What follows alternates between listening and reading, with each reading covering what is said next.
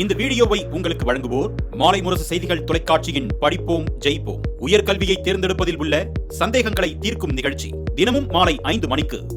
தொடர்ந்து இந்நேரத்திற்கான தலைப்புச் செய்திகளை பார்க்கலாம். தமிழக அமைச்சரவையில் இலாகா மாற்றம். நீர்வளத்துறை அமைச்சர் துரைமுருகனுக்கு கூடுதலாக சட்டத்துறை ஒதுக்கீடு. சட்டத்துறை அமைச்சராக இருந்த ரகுபதிக்கு கனிமம் மற்றும் சுரங்கத்துறை ஒதுக்கீடு.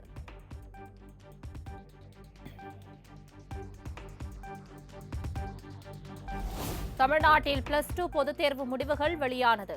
மாணவர்கள் 93.16% மாணவிகள் 96.70% தேர்ச்சி பெற்றுள்ளதாக அறிவிப்பு.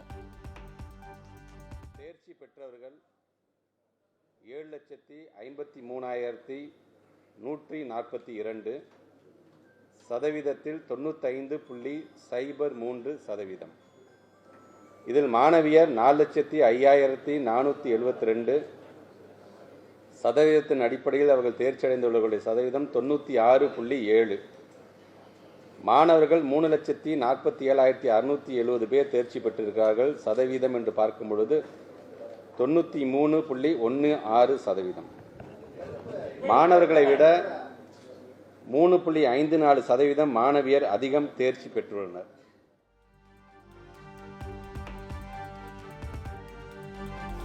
+2 பொதுத் தேர்வில் அதிகம் தேர்ச்சி பெற்ற முதல் 5 மாவட்டங்கள்: அரியலூர் 98.82%, ஈரோடு 97.98%, திருப்பூர் 97.53%, கோவை 97.48%, கன்னியாகுமரி 97.01% மாணவ மாணவியர்கள் தேர்ச்சி.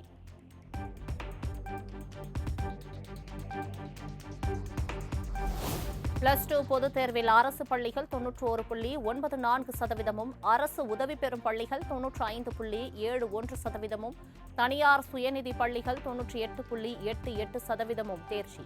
ஆண்கள் பள்ளிகளை விட பெண்கள் பள்ளிகள் 6.36% கூடுதலாகவும், இருபாலர் பயிலும் பள்ளிகளில் 5.16% மாணவிகள் கூடுதலாக தேர்ச்சி.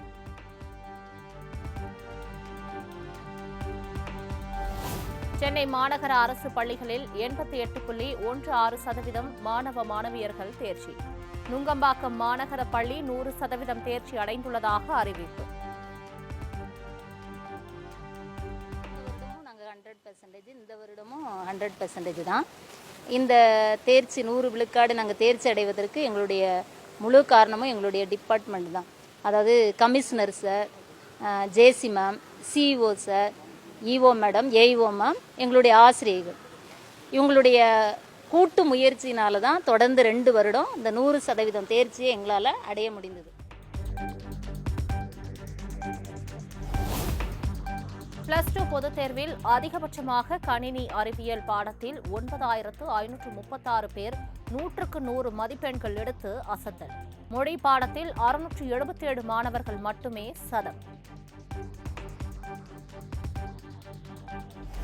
+2 துணைத் தேர்வு எழுத விரும்பும் மாணவர்கள் மே 14ஆம் தேதி முதல் 31ஆம் தேதி வரை விண்ணப்பிக்கலாம். ஜூன் 25ஆம் தேதி முதல் துணைத் தேர்வு நடத்தப்படும் என அறிவிப்பு. புதுச்சேரி மற்றும் காரைக்காலில் +2 பொதுத் தேர்வில் 98.53% மாணவ மாணவிகள் தேர்ச்சி. புதுச்சேரியில் 51 பள்ளிகளும், காரைக்கால் பகுதியில் 12 பள்ளிகளும் 100% தேர்ச்சி.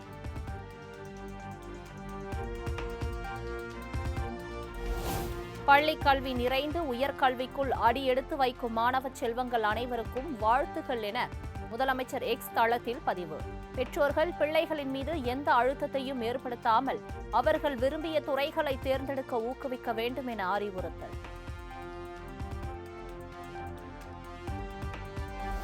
+2 வகுப்பில் தேர்ச்சி பெற்றுள்ள மாணவர்களுக்கு தாவேகா தலைவர் விஜய் பாராட்டு. வாழ்வின் அடுத்த நிலைக்கு சென்று பற்பல சாதனைகள் புரிந்து தலை சிறந்து விளங்கிட வாழ்த்துக்கள் என எக்ஸ் தளத்தில் பதிவு.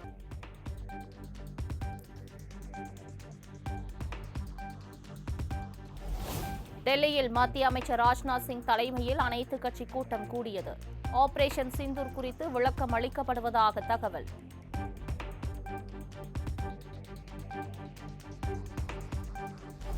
பிரதமர் மோடியுடன் தேசிய பாதுகாப்பு ஆலோசகர் அஜித் தோவல் 90 நிமிடங்கள் ஆலோசனை.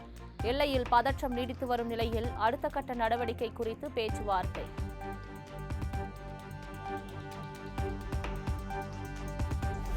பலுச்சிஸ்தானின் பலோன் மற்றும் கெச் பகுதிகளில் பலோச் விடுதலை படையினர் தாக்குதல். கிளர்ச்சியாளர்கள் நடத்திய தாக்குதலில் 14 பாகிஸ்தான் ராணுவ வீரர்கள் உயிரிழந்ததாக தகவல்.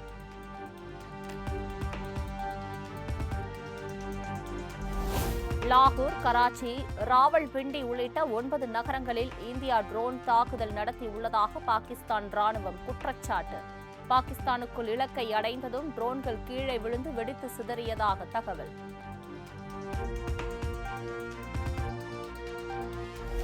காஷ்மீரின் பூஞ்சில் பாகிஸ்தான் அத்துமீறி நடத்திய தாக்குதலில் 13 பேர் உயிரிழப்பு என வெளியுறவுத்துறை அதிகாரப்பூர்வ அறிவிப்பு. கடந்த சில நாட்களாக பாகிஸ்தான் அத்துமீறி தாக்கும் நிலையில் இதுவரை 59 பேர் காயம் என தகவல்.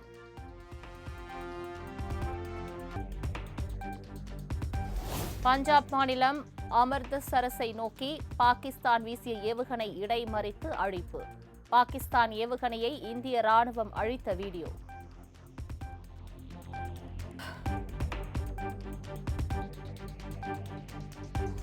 ஜம்மு காஷ்மீர் மாநிலம் பூஞ்ச் உள்ளிட்ட எல்லைப் பகுதிகளில் பாகிஸ்தான் ராணுவம் தாக்குதல். அப்பாவி மக்கள் காயமடைந்து வருவதால் எல்லையோர மக்களை வெளியேற்ற மத்திய அரசு நடவடிக்கை.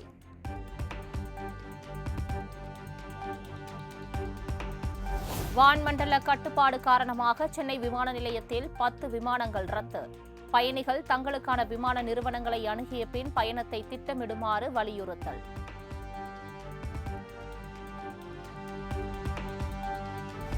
இரண்டு நாள் பயணமாக திருச்சி சென்றடைந்தார் முதலமைச்சர் மு.க. ஸ்டாலின். 408 கோடியில் பஞ்சப்பூரில் பிரம்மாண்டமாக கட்டப்பட்ட ஒருங்கிணைந்த பேருந்து முனையத்தை திறந்து வைக்கிறார்.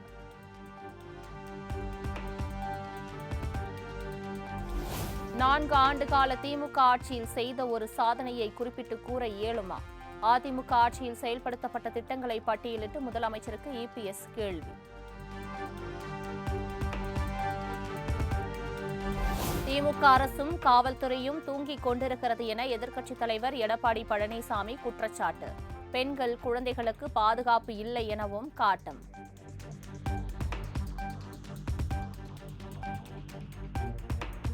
அதிமுக கூட்டணியில் மேலும் பல கட்சிகள் இணைய வாய்ப்பு. பலமான கூட்டணி அமைத்து திமுகவை வீழ்த்துவோம் என இபிஎஸ் உறுதி.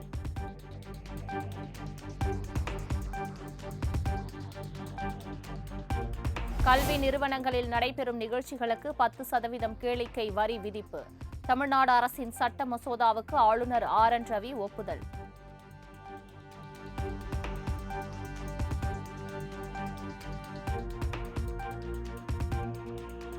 பாமக சார்பில் நடத்தப்படும் சித்திரை முழு நிலவு மாநாட்டிற்கு தடை விதிக்க முடியாது. மனுவை தள்ளுபடி செய்து சென்னை உயர்நீதிமன்றம் உத்தரவு.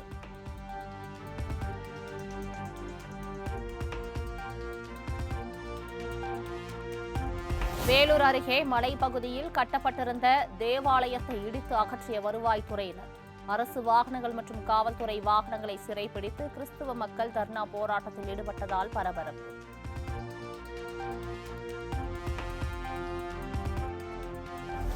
மதுரை சித்திரை திருவிழாவில் கோலாகலமாக நடந்த மீனாட்சி சுந்தரேஸ்வரர் திருக்கல்யாணம்.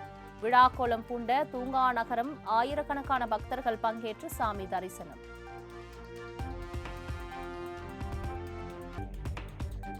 தமிழகத்தின் பல்வேறு கோவில்களில் சித்திரை திருவிழா தேரோட்டம் கோலாகலம். தேரை வடம் பிடித்து இழுத்து பக்தர்கள் நேர்த்திக்கடன்.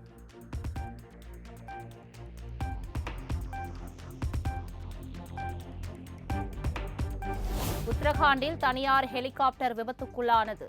சுற்றுலா பயணிகள் 5 பேர் உயிரிழப்பு.